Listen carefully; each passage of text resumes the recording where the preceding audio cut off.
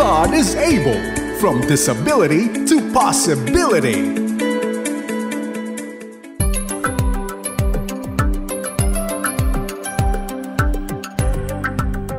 Sa pinagpalang umaga, hapon, gabi, saan man kayo mga kaagapay, isang mala-summer na mainit na pagbati, pag-welcome. Ito ang programang God is Able na bumabati sa FEBC Radio TV at lahat ng babati at magkokomento ngayon sa Facebook Live. Bukod dyan, kami po ay napapanood din sa YouTube channel ng 702 DZAS FEBC Radio TV at sa ating partner television, channel 185 sa GCTV tuwing alas 9 hanggang alas 10 ng umaga. And also mga kagapay, we can be reached via text format ay GIA space, then your message, i-text lamang ang inyong mga katanungan sa 0917-572-1754 at pwede rin po kayong tumawag sa landline 8654-3322 local 401. Magandang umaga, tanghali, gabi. Ayan. Hello. Welcome po, Miss Malu, Miss Peggy, my dear co-host sa ating napakahalagang usapan today. But first things first, kamusta po kayo? Ay, okay naman. At ano na, summer na, kaya mainit na sa labas. Mainit pa ang magiging usapan natin today. Di lang Angel, prophetic word si Ma'am Malu. It will really be a very hot but in very good way na conversation natin. Ano po? At mamaya i-introduce natin ang topic natin. Ikaw, Miss Peggy, kamusta? Mabuti naman. Eto, medyo busy kasi syempre nalalapit na yung family camp natin. Gusto mo ba, Peggy, magkanyaya sa mga listeners natin sa ating paparating na family camp? Bilang pong mga, lalo na po sa mga church partners namin na inaanyayahan po namin kayo na sumali at sumama sa amin sa family camp, which will be happening on May 18 to 21 po. And also with the volunteers na yung mga dati naming volunteers at kung sino pong merong gustong mag-volunteer from other churches, from Christian churches, we welcome you. Thank you. At kung nais nyo po mag-register either as a self-supporting volunteer or nais nyo po mag-support ng family sa magpa-participate, you can message po si Miss Peggy at also our Facebook page to signal po your intention. So yun nga po, nabanggit po ni Miss Malu kanina, napaka-init, magiging mainit ang ating conversation, but isang maganda hong pag-uusapan natin today. Ang key passage or key scripture kung saan po na-inspire at na-establish ang God is Able. Kasi ang God is Able po, ang ministry po ng Panginoon na umaabot po sa mga may kapansanan.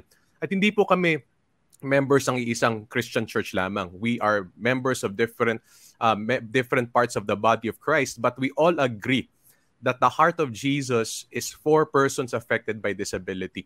And in times like this, napakahalagang balik-balikan at ngayon pag-usapan, bakit nga po ba nandito ang God is Able at paano tayo at bakit tayo dapat magsama-sama.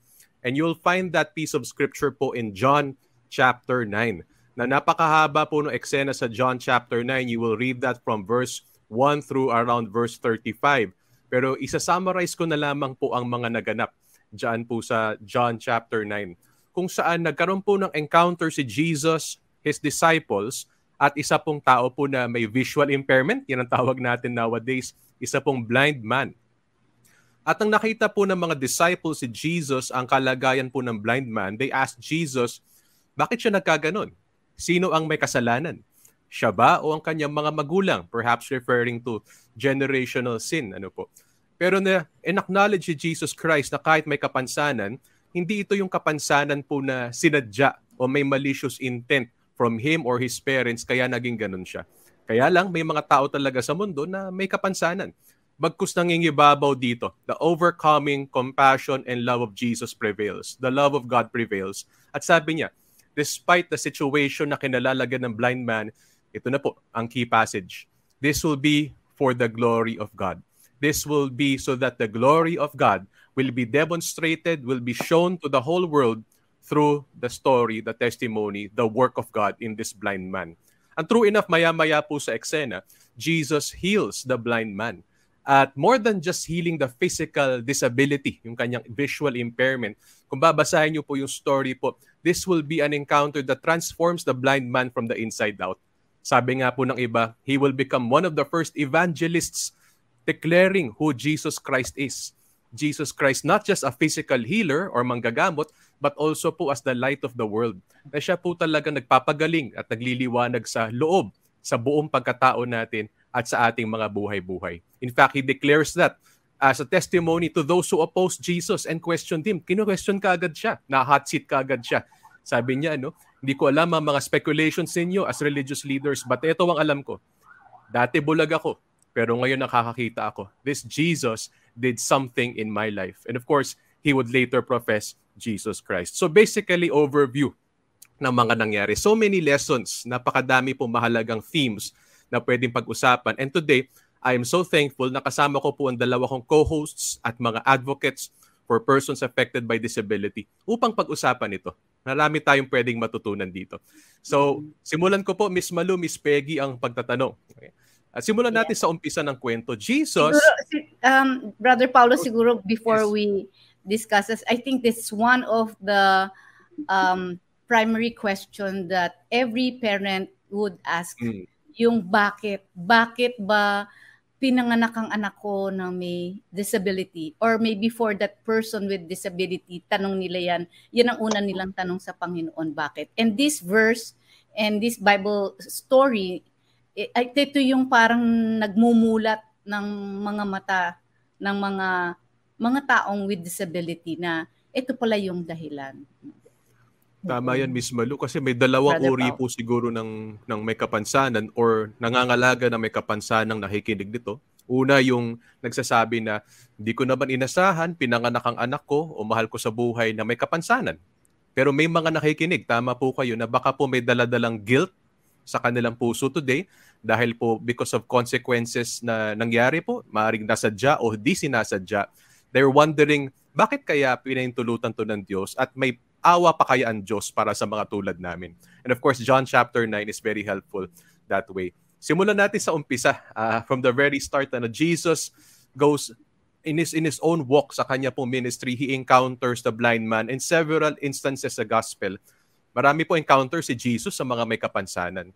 And meron siyang daladalang puso. Napaka-consistent ng heart ni Jesus when he encounters persons affected by disability. But matanong ko kayo, Miss Malu, Miss Peggy, kayo, ano ang mga first encounters nyo with PADs or persons affected by disability? And pareho ba kayo ni Jesus ng heart or pananaw sa kanila in your first encounters?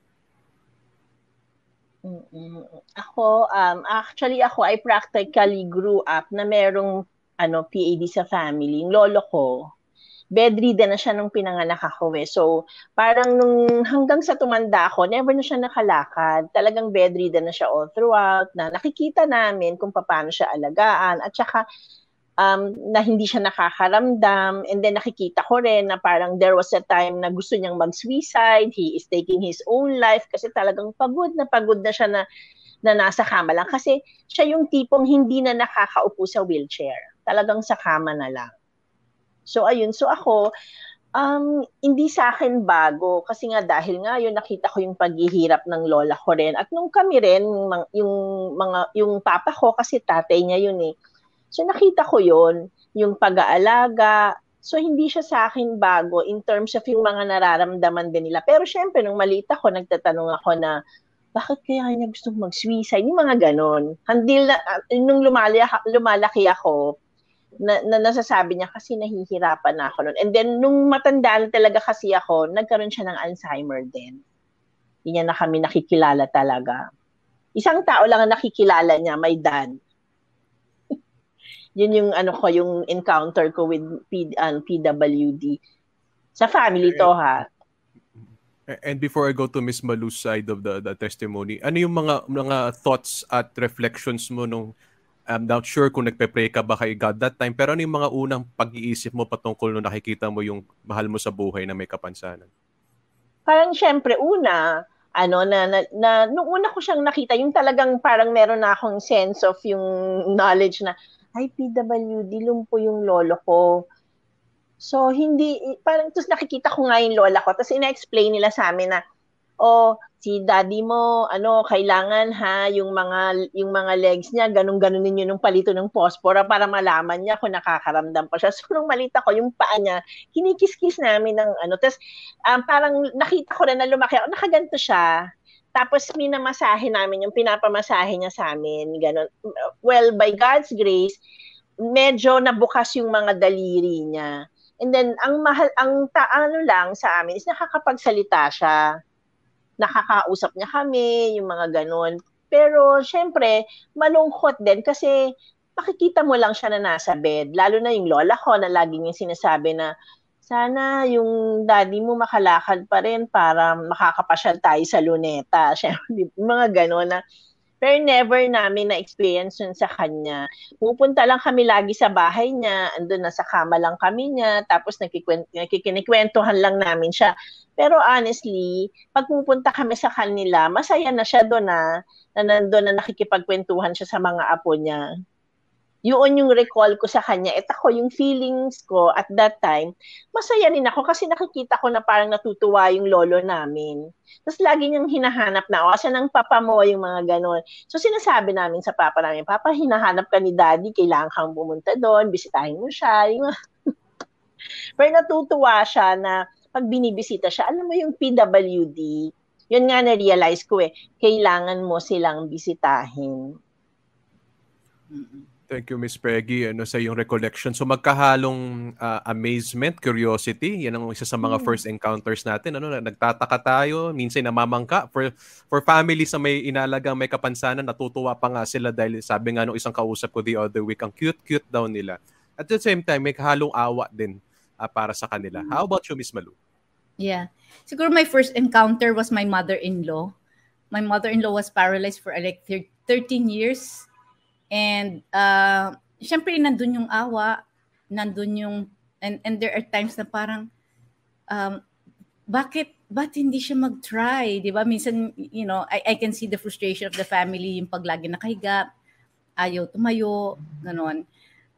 I think it's more of awa. And then when I had my own child with special needs, and before when I see a person with Down syndrome, specifically Down syndrome, lalampasan ko lang yan.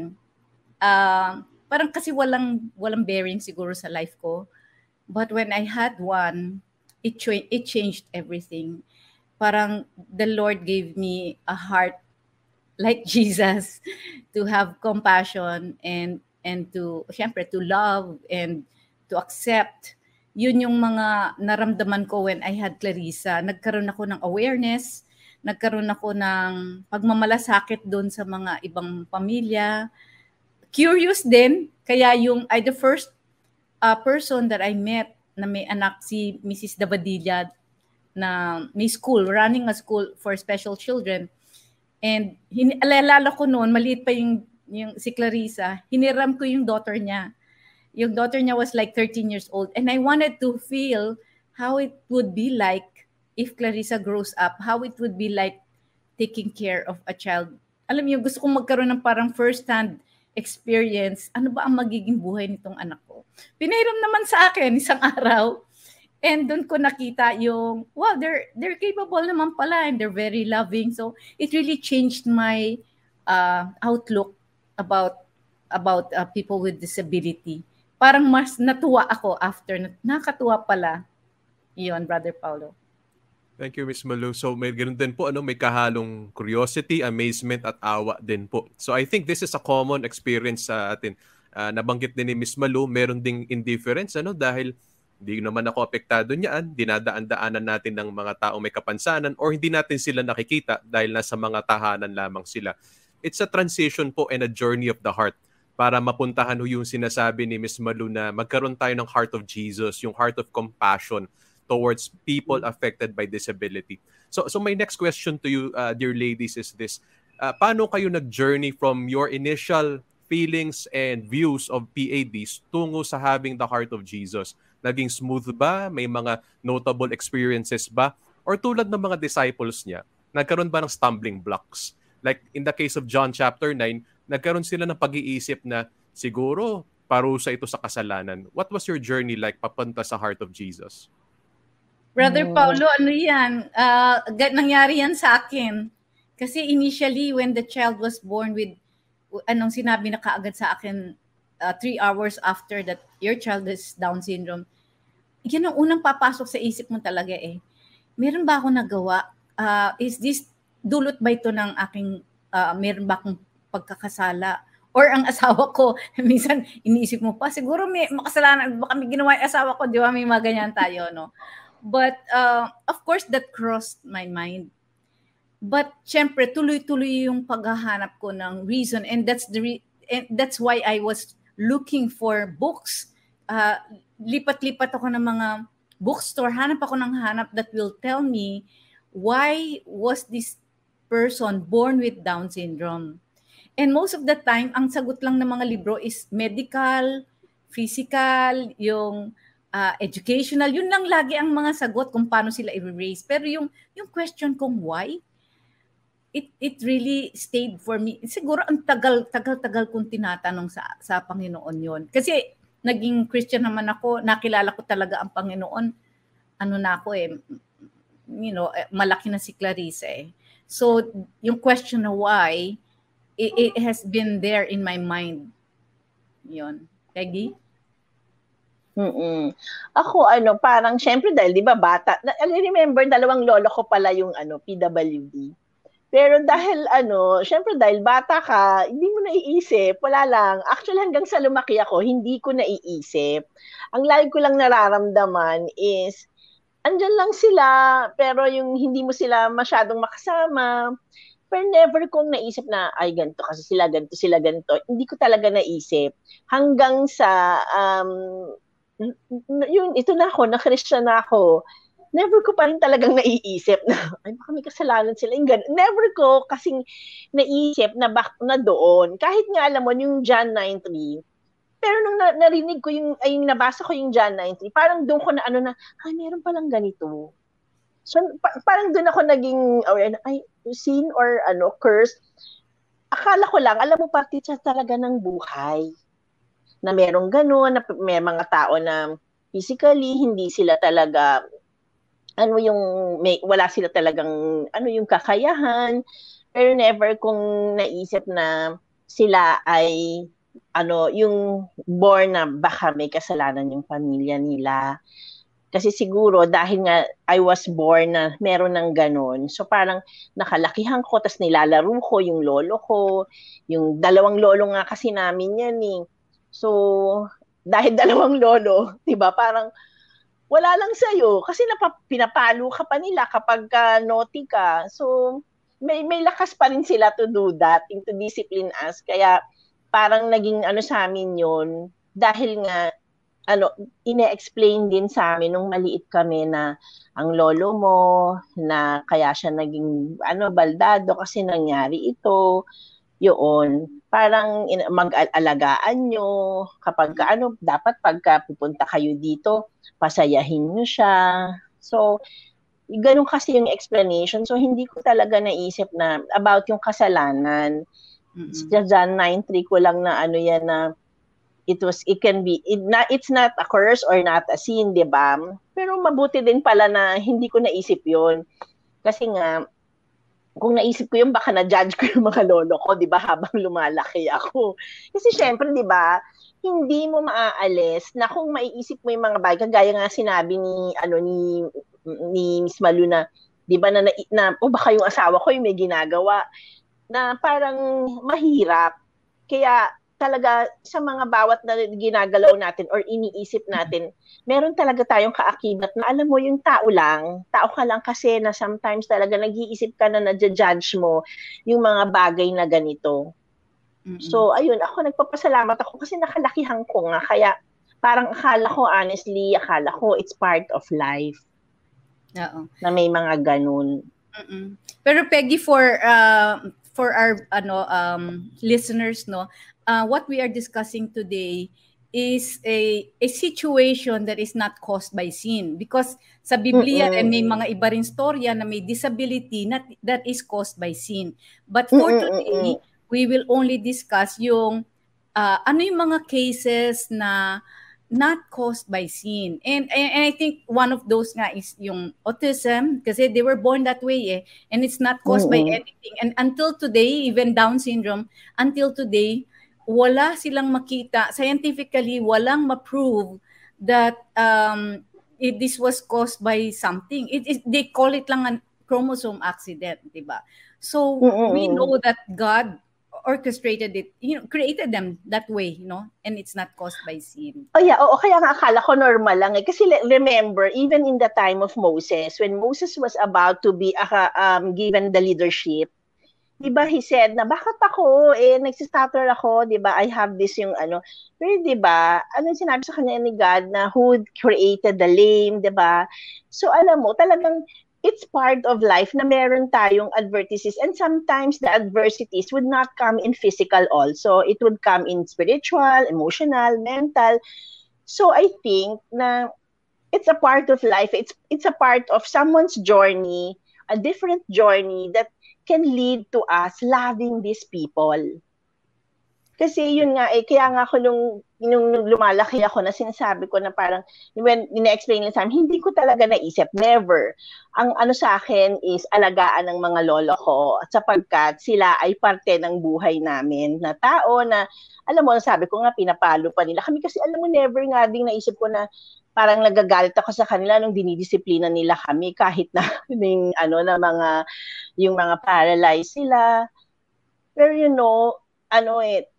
habang lumalaki ako, doon siguro ako na napapamahal ako sa mga PWD kasi nga nasanay akong nandyan sila sa buhay namin. Mga kaagapay, what I'm hearing from our resources, mga panelists natin, the journey towards the heart of Jesus is also a journey towards acceptance. Kasi kung pakikinggan ko yung sinasabi ni Miss Malu, nag-research siya nagtanong siya, naghanap siya ng kasagutan. At siguro isa sa mga dahilan ay para matanggap niya yung sitwasyon. Kasi pag natanggap mo yung sitwasyon, doon magsisimula yung kabutihan That you tend to see things positively, but more than that, you tend to respond in the way that would honor God and bless the person with disability. Yung kay Peggy naman, yung parang acceptance in a way na parang passive, meaning to say, nandyan na siya parte ng buhay to, mahal ko siya sa buhay, mukha namang masaya kami as a family.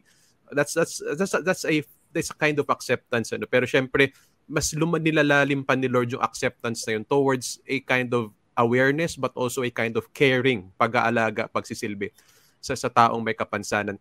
Nababanggit-banggit yung issue ng kasalanan for some cases, the consequence of sin, maybe from the person na affected himself, herself, or the parents. Ano ang inyo pong reading about the heart of God towards persons na sabihin na lang natin na labas sa scope ng John 9:3, persons who are disabled because there was something wrong, whether intentionally, maliciously, or not, committed by the person or the parent or the carer along the way, kaya siya nagkaroon ng kapansanan. What's your take on that?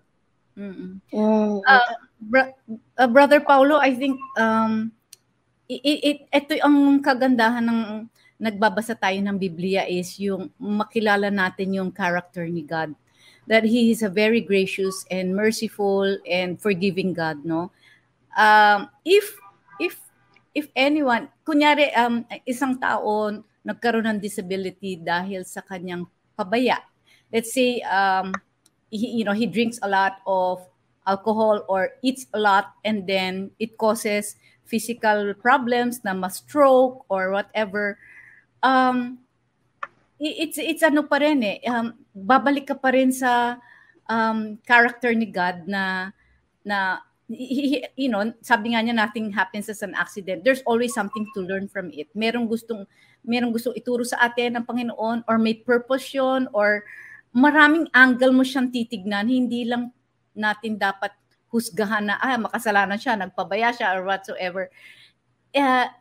Everything happens for a reason.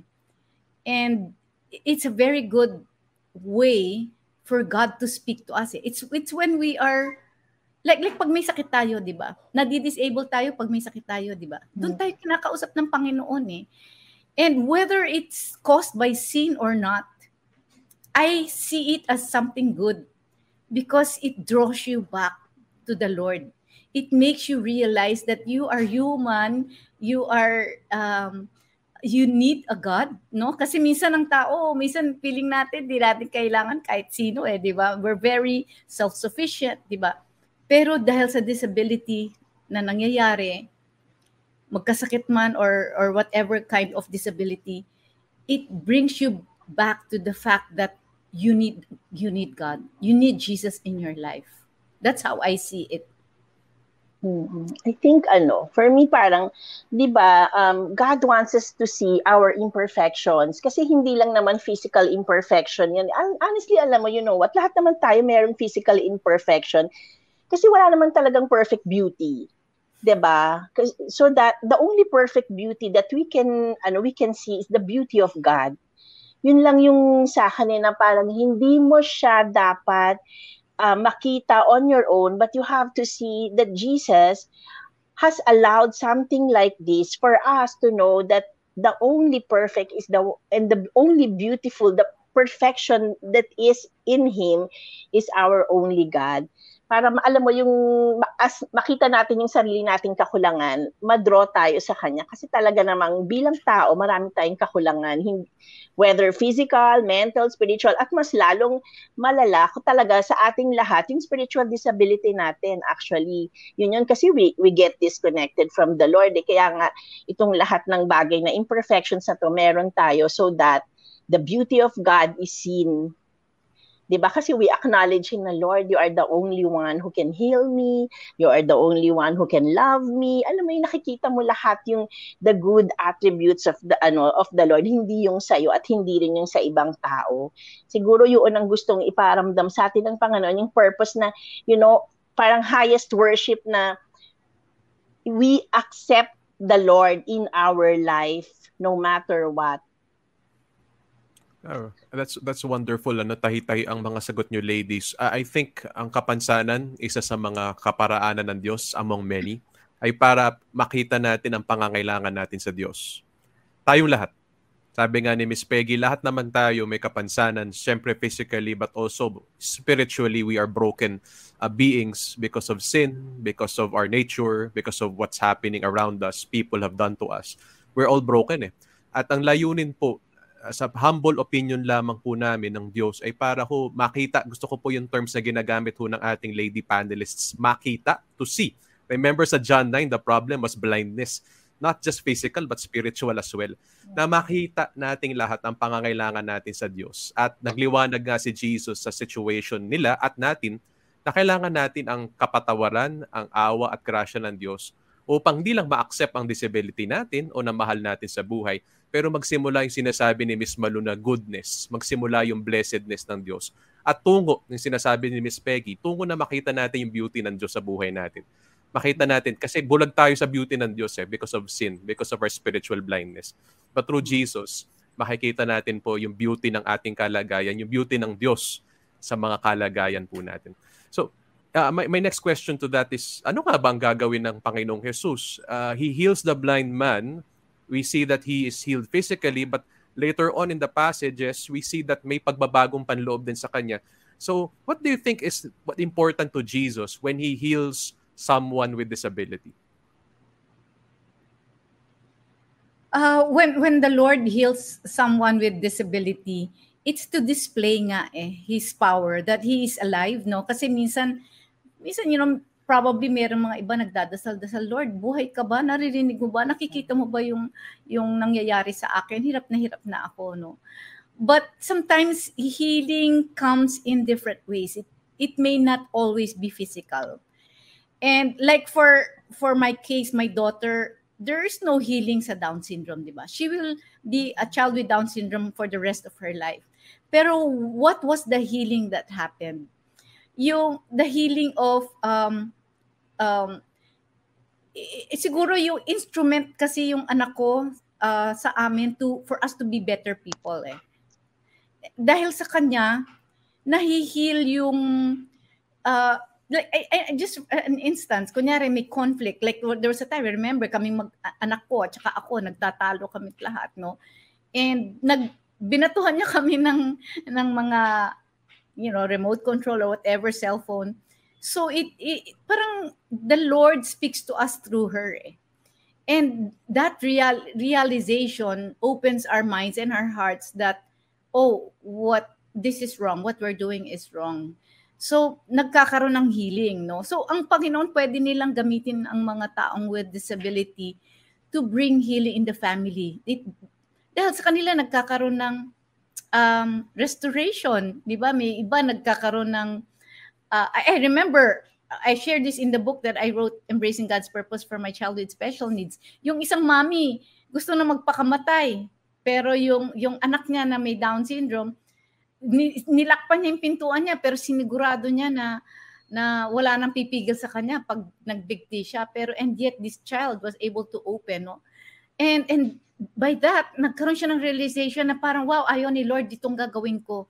And He used this child to open up, her heart and her mind to value life. And sabi nga niya, isa pang reason, sabi niya yung silang mag-asawa, kaya siya gusto magpakamatay dahil doon sa asawa niya, na-restore sila because of that situation. No?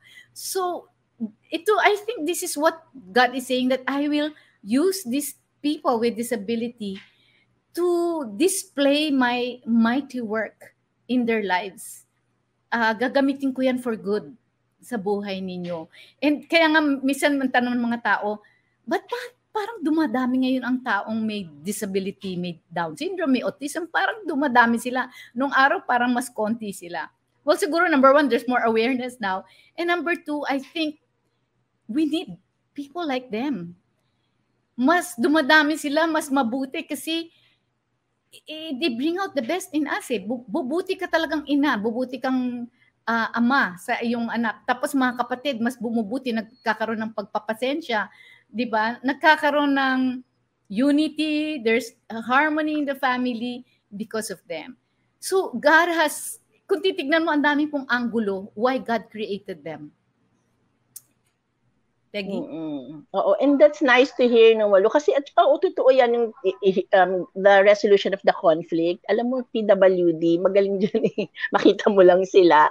Ako, I remember, alam mo, there was a story in my life na bata pa yung anak ko noon, and then, nasa school siya, and then, actually ito he bullied, parang special. Yung bata, yung bunso kong anak, syempre, all-boys school, di ba? Tapos, ma'am, actually, nagpunta siya sa akin, in an event, isang babae, yung friend ko dun sa school, sinabi niya, uy, ayan yung binuli nung anak mo, ayan yung parents. So, alam mo, nakita ko yung bata, sabi ko, oh my God, sabi ko, parang special yung bata. Tapos, alam mo, I don't know but parang the Lord moved me na, you go there and ask forgiveness. Alam mo, in behalf of my son, pumunta ako dun sa parent, na sinabi ko, naku, sorry po sa ginawa ng anak ko sa anak mo, kasi alam ko po, mali yung ginawa ng anak ko. So alam mo, sabi niya, okay lang yun, yung anak nga namin, ililipat na namin siya, kasi hindi siya pwede sa school na to. So alam mo, tumaning din sa akin na parang hindi pwede, nakarating siya ng grade 6. So parang ang feeling ko, siguro kaya yung parang anong-ano ako dun sa inclusion. Kasi syempre yung nangyari din at that time. So, pero I was really grateful to the Lord of how He moved my heart.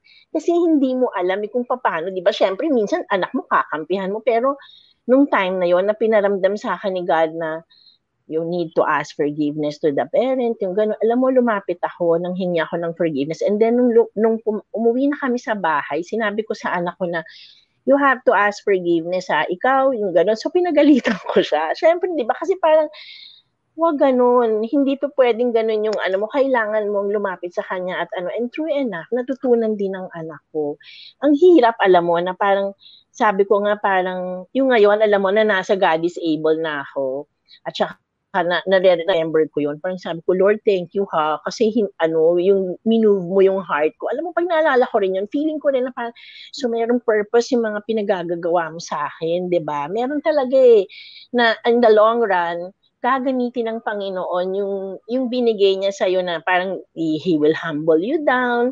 Ang hirap kasi, di ba, na parang sa atin, kagaya ngayon tayo na yung mga mananampalataya na parang kung hindi natin sila titingnan sa ayon sa gusto ng Panginoong Diyos at wala tayong puso para sa kanilang mahirap na pumasok talaga doon sa mundo nila, especially sa mundo ng, for example, autism and then the non-verbals. Ang hirap, pero you know what I learned in life na talaga sa mundo and acceptance really a must. You need to have the heart of Jesus and the love of Jesus for them, which is yung na-experience na thank you. Ngayon nga naalala ko yun. So thank you, Lord. Thank you, Lord, Brother Paulo. Thank you, Miss Malu and Miss Peggy. And ang galing lang, it's a wonderful take sa John chapter 9. Yung pinapakita ni Lord sa atin, ano bang kagalingan ang gusto natin? Pero sa kabilang banda, ano ba kagalingan ang kailangan natin?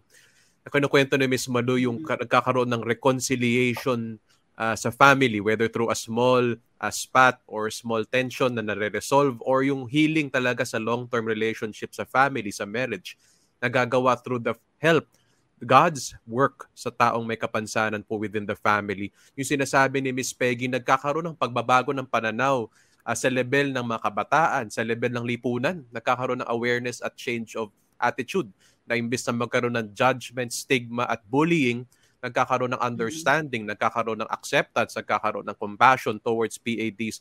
Talagang mas mabuti ang mundo. Kaya I like what Miss Malu said, we need PADs.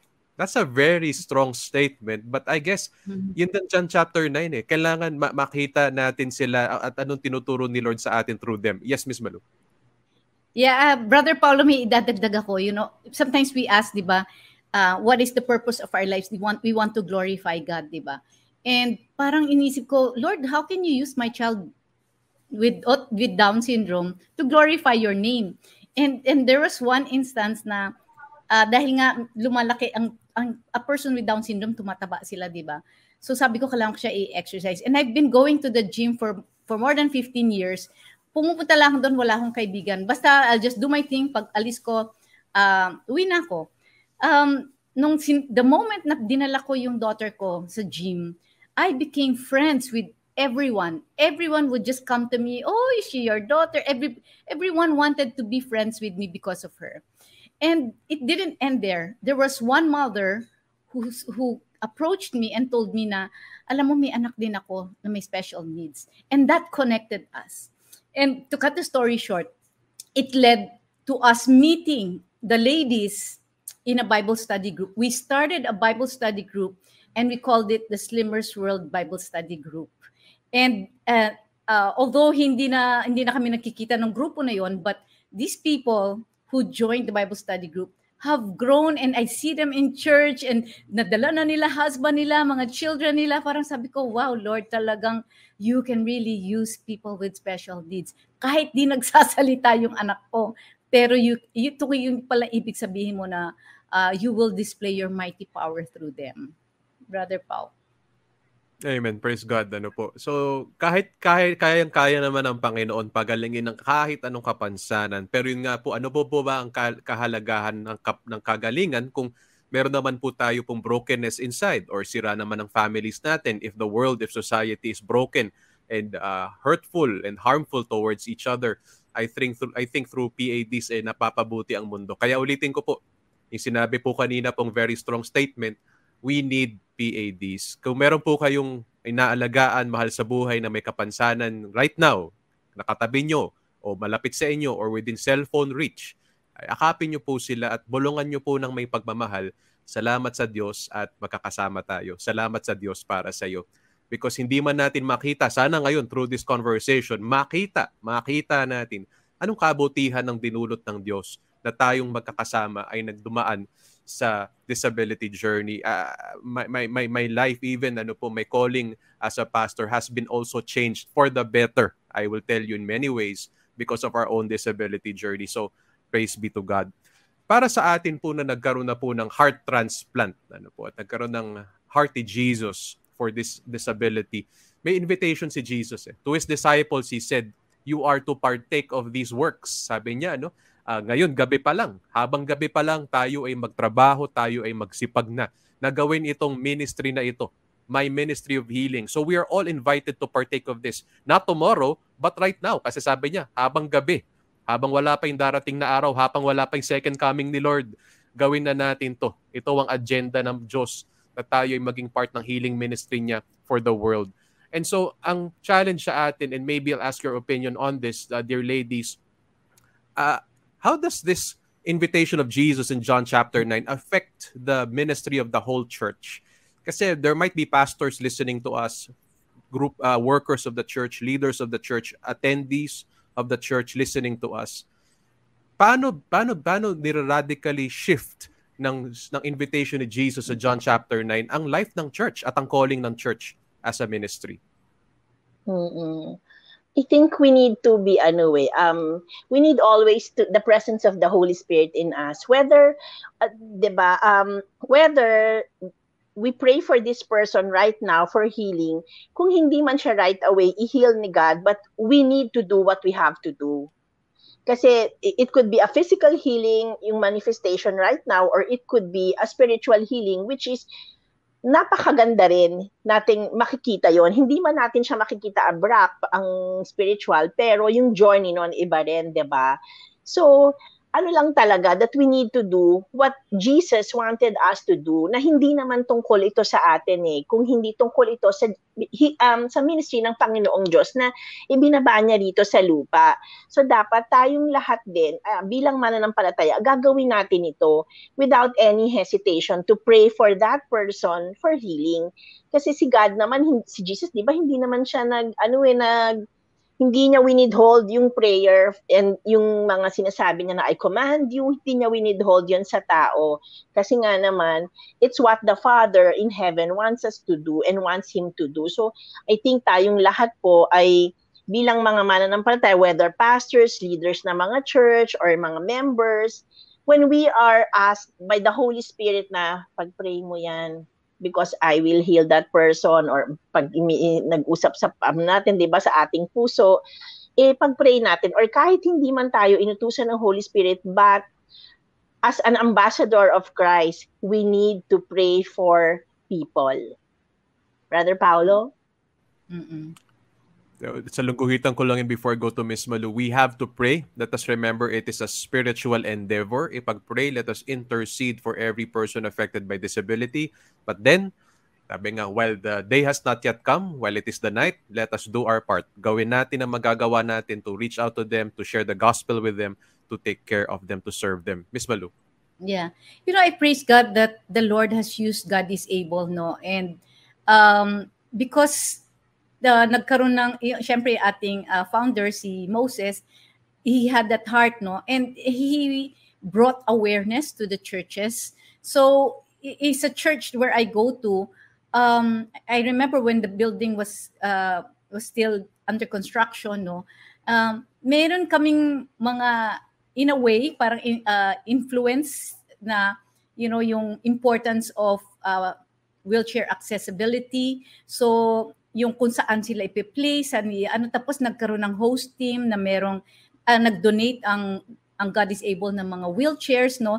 So there was, napakita ngayon sa church yung the love and the compassion, no, na sinasalubong sila pag merong may disability, trained ang mga workers doon, yung host team na kumuha ng wheelchair at paupuin, kasi minsan pag malaki ang church, mahirap maglakad, no?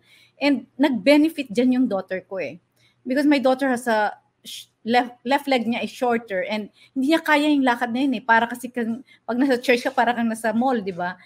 And yung natuwa kami na nakita namin yung the accessibility is there, the availability of the wheelchair is there, and then the compassion of the host team is also there, no? That is so welcoming, and that's how we are to welcome people with disability in church. They should feel the love of Christ through us, through the people who go to church, no? Hindi yung parang nung araw kasi parang tinitignan lang natin sila Pero ngayon yung person with disability feels that they are part of God's family. They are part of the church. They are welcome. Brother Paulo. Thank you so much, ladies. And siguro we'd like to also give an encouragement by way of advice sa mga brothers and sisters natin in Christ. And so, though meron tayong mga gains, successes already in terms of awareness, in terms of accessibility, in terms of having programs na ina-offer ng church, siguro magandang tanong din sa atin is, where do we go from here? And how can we improve as the salt and light of Christ unto the world? Maganda that I'm speaking to you. Mayroon kayong dalawa parang mga endeavors ngayon So for example, si Miss Peggy, through God is Able, is very much involved sa community-based work kung saan pinapadala natin yung ating mga devices. We partner with churches and communities. Siguro, Miss Peggy, before I turn over to Miss Malu, you can share anong mga advice ang mabibigay mo sa church based sa experience mo sa paglilibot-libot sa communities. And then for Miss Malu, based sa kanyang involvement sa organizing and also being involved in internet-related activities sa social media, makikita niyo yung mga posts niya, for example, sa mga group chats natin sa God is Able, sa Praying Wives Forum. Sa side naman ng internet, social media, how can the church be at the forefront of disability ministry? So I'll begin with Miss Peggy muna at sa mga advice at wisdom na nakikita niya based sa kanyang paglilibot-libot sa field. Sa akin, since ang church should be the light in the community, dapat po talaga is we should be very intentional in looking for these people with this family, PWD and their families. Why?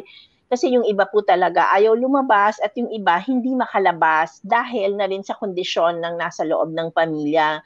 Pero the advice that I can give to the churches, hanapin po, give them the gospel, share them the love of Jesus, and pray with them. Napaka-importante na makapasok sila sa loob ng simbahan o hindi man ay makapasok tayo sa loob ng kanilang pamamahay. Kasi nga, hindi naman lahat has given the opportunity para, makapunta ng simbahan dahil yung iba sa bundok-bundok talaga. 'Di ba? So, hindi mo naman kahit bigyan mo pa ng wheelchair sa bundok, hindi niya mabababa kung wala rin silang means of transportation. So, ang mahalaga is yung bawat church sa community. Mahalaga po na tayo ay lumabas at puntahan ang mga bahay na to, bisitahin ang bawat pamilya, and do a prayer with them.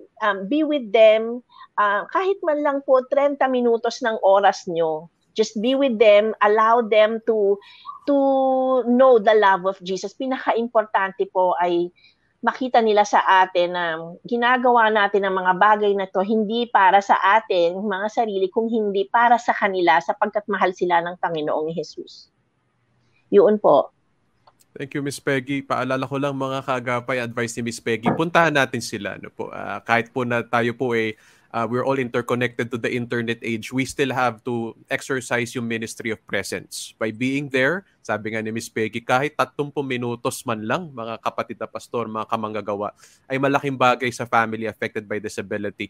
At mahalaga nga po na po sinabi niya, kung hindi man natin sila madala sa church, because we are the church, dalhin natin ang church sa mga tahanan po nila. And we praise God for many of our partners are community pastors and workers. At yun po, kanilang panawagan ay talagang pumunta sa mga bahay-bahay. Kita mo yung heart nila na talagang magbigay ng time, pagtiyagaan, pagmalasakitan, ang mga may kapansanan. About Miss Malu, based from your ministry exposure and experience, where can we improve?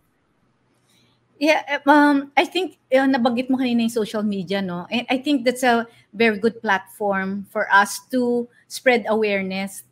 And I know I have been posting a lot of mga quotes and mga Bible verses and encouragement and to bring hope. That I think dapat yun ang ating magiging goal sa ating ministry, no, is to bring hope. Kasi people with disability, they're the ones who are usually experiencing discouragement, depression, no, and not just talking about physical, no, ang dami rin ngayon na who's experiencing emotional and psychological issues, no? And those are all considered disability, di ba? I even with that small gesture of posting, instead of posting mga negative or all about, worldly things, let's also use the social media platform to encourage. Kasi ang taong may disability who's not able to go out has access sa may access sila sa internet. Minsan yung iba, yan na ang mundo nila eh. Yan na yung social life nila eh, dahil hindi sila nakakalabas. So gamitin din natin yan as a way to encourage. Maybe if you know anyone right now, nakaisip ka na somebody with disability na probably hindi mo nakakamusta. And you can always honor that person, probably like meron tayong mga, di ba, pag January, it's Autism Month. Pag February is Down Syndrome Month, you can honor these people that you know who have disability, who are probably suffering physically or emotionally, no? Just words that will encourage them. Ang laking bagay na po yan eh. And that has been my goal, no? Not just for people with disability, but also with women going through some emotional problems, no? Lalo na ngayon, alam natin, attack talaga ang mga, attack tayong lahat ngayon eh, di ba? So ang daming nadadown na. And a simple quote or a Bible verse that you will post for that day can speak to that person and uplift his spirit. Yun, Brother Paulo. Thank you, Miss Malu. So yun po, ano, wala po talaga tayong excuse, ano po, especially na I'm sure more than a lot of us would be able to say na may internet connection tayo. Iba nga kahit minsan hindi na masyadong kumakain pero magtataka ka may pang data. So it seems to be that connectedness to the internet is a priority. Nasa taas na siya ng hierarchy of needs natin. But that being said, ito ay opportunity for us to reach out to them. One small Bible verse, one small prayer, word of encouragement goes a long way. And speaking of God's word, siguro we'll end with God's word ano po, since we started with God's word.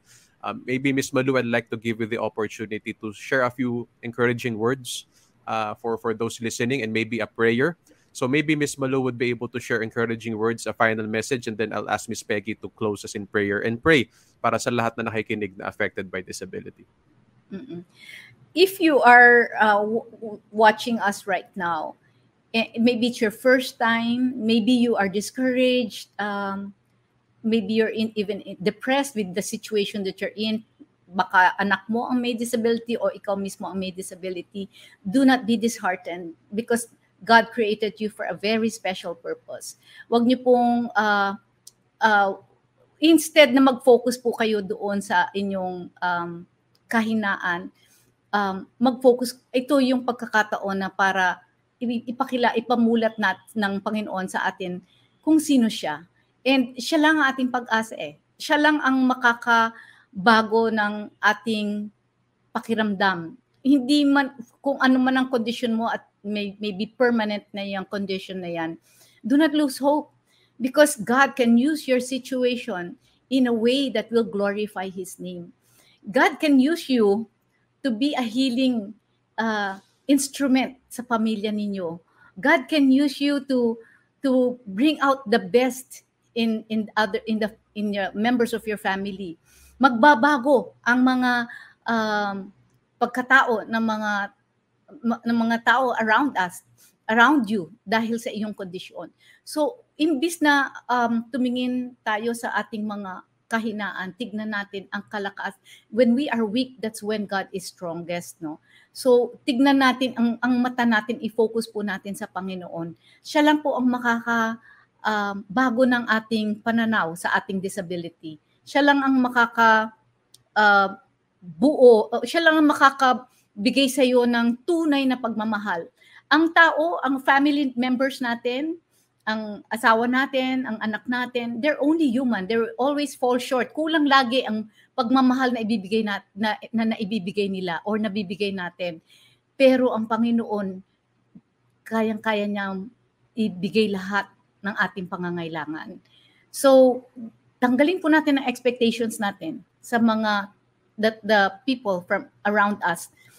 Instead of expecting this person to accept you, expecting the society to accept you, just see how the Lord loves you so much. And umpisahan po natin sa pagbabasa ng Biblia. Tanggapin po natin ang Panginoong Jesus. Kung kayo po ay first time po nanonood dito at maybe you don't understand, bakit meron silang joy kahit na meron silang disability? The very first step is to have Jesus inside your heart. Kailangan po natin bigkasin, sabi ng Biblia, bigkasin po sa inyong bibig na siya po ay iyong Diyos at tagapagligtas. Without Jesus inside your heart, magiging mahirap ang ating buhay dahil ang magiging pananaw natin is panay negative. Pero once tinanggap natin ang Panginoong Jesus bilang ating Diyos at tagapagligtas, because He died for you. Kakatapos lang po ng Lenten season ng the death and resurrection of Jesus Christ. Napaka-importante po yan sa ating buhay. Kasi siya po ay dumating na pumunta dito sa lupa para mamatay para sa ating mga kasalanan. And siya rin ang pamaraan para tayo ay makaakyat ng langit. So yung kanyang resurrection is our only hope because yung ating buhay dito sa mundo, sandali lang yan.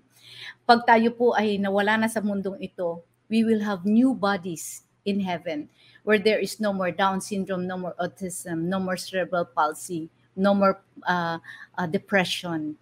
No, I will probably ask Peggy, you want to share the prayer today?